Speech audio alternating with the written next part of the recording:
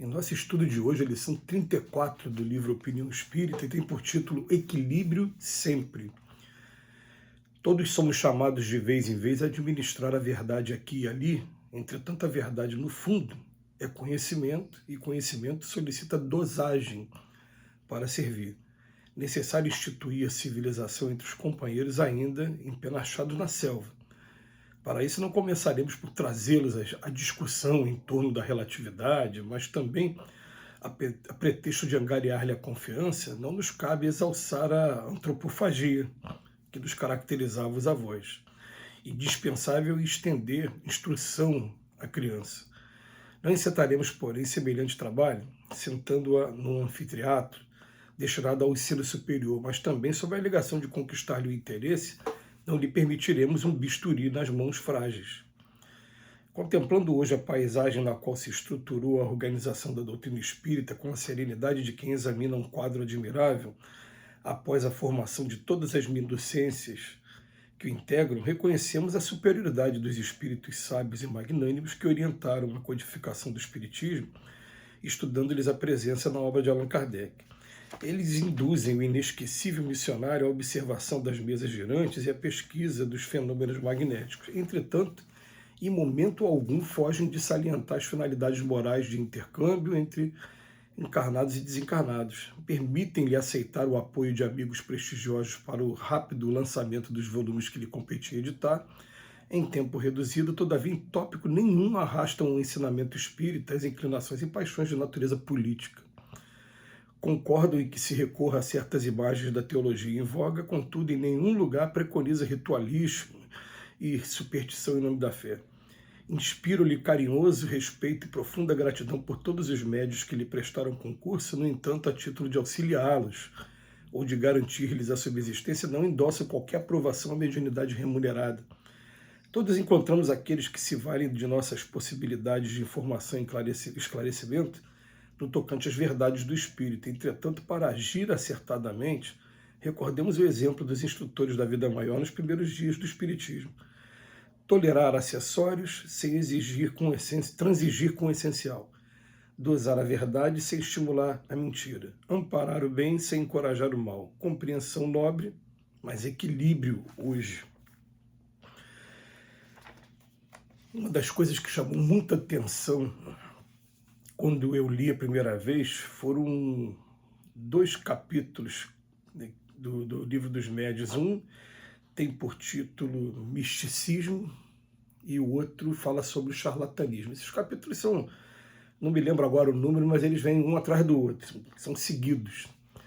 E o que eles vêm dizer é o seguinte, é que os espíritos superiores, quando vêm falar com a gente, eles falam com a gente de acordo com a nossa capacidade de compreensão. Então,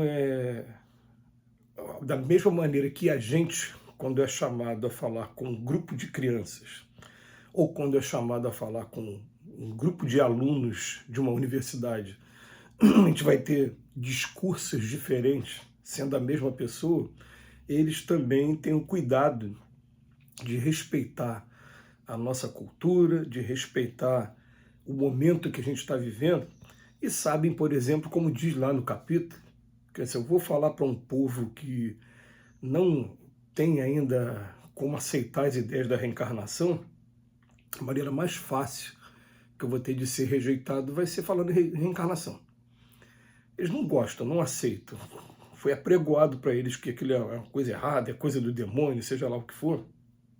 Se você falar em reencarnação, o pessoal de cara vai desprezar toda a informação que vai ser trazida. Então o que eles fazem?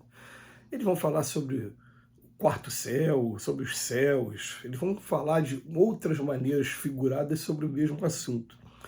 Isso levou a gente a pensar no seguinte, para tudo que você vai fazer em matéria de doutrina espírita, você tem que ter equilíbrio, você tem que saber para que povo você está falando, qual é o tipo de mentalidade. Aí você fica pensando, peraí, aí complica, porque o segredo que a gente vai tomando aqui eu vou fazer o mesmo tema em 3 casas diferentes.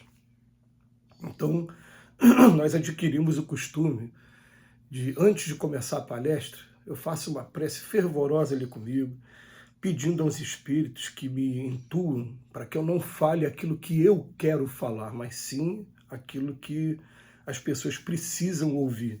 O conteúdo vai acabar sendo mais ou menos direcionado da mesma maneira, que o tema é o mesmo. Você vai falar, por exemplo, de prece. Então tem coisas básicas sobre a prece que você vai acabar falando nos 3 lugares. Mas em cada lugar você vai falar coisas diferentes. Por quê? Porque você está pedindo ajuda e está deixando que a intuição te encaminhe. Aí depois você é surpreendido quando termina o estudo e as pessoas vêm até você e falam: aquilo você falou para mim.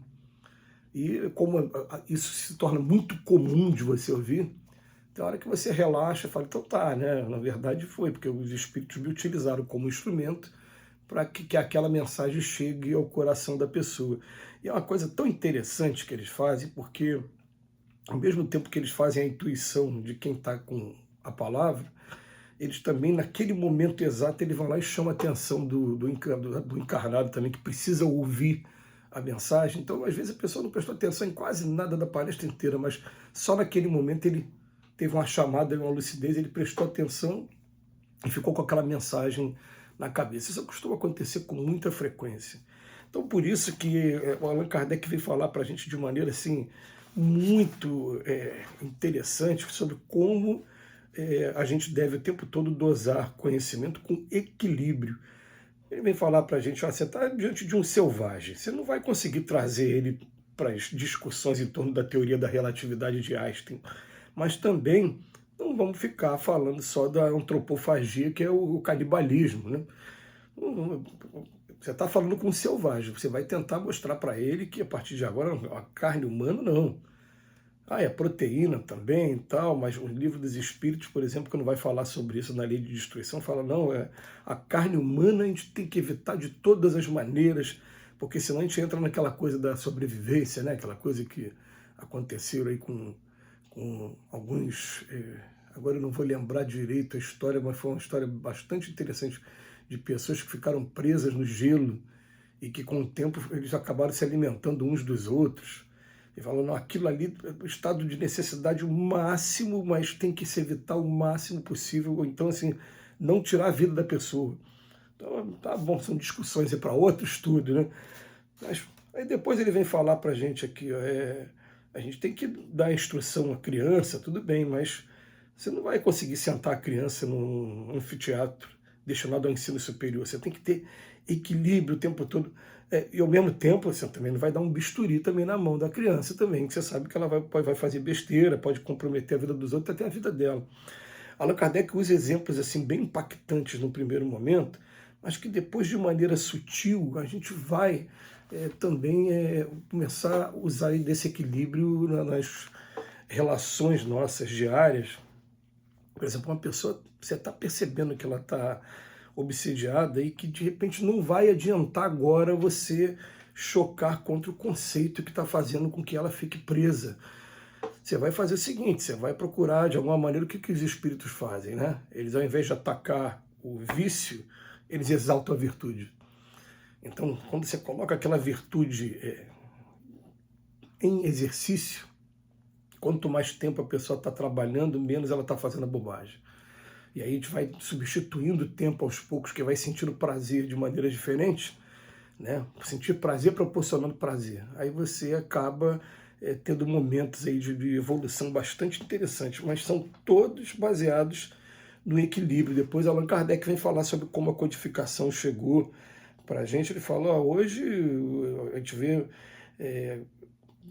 a orientação que foi dada para Allan Kardec, ele teve muito pouco tempo, foram apenas 12 anos para lançar a codificação, muita informação, e de maneira equilibrada eles foram induzindo a primeira observação de mesa girante, pesquisa de fenômeno magnético, até chegar naquelas informações de cunho filosófico que estão no Livro dos Espíritos.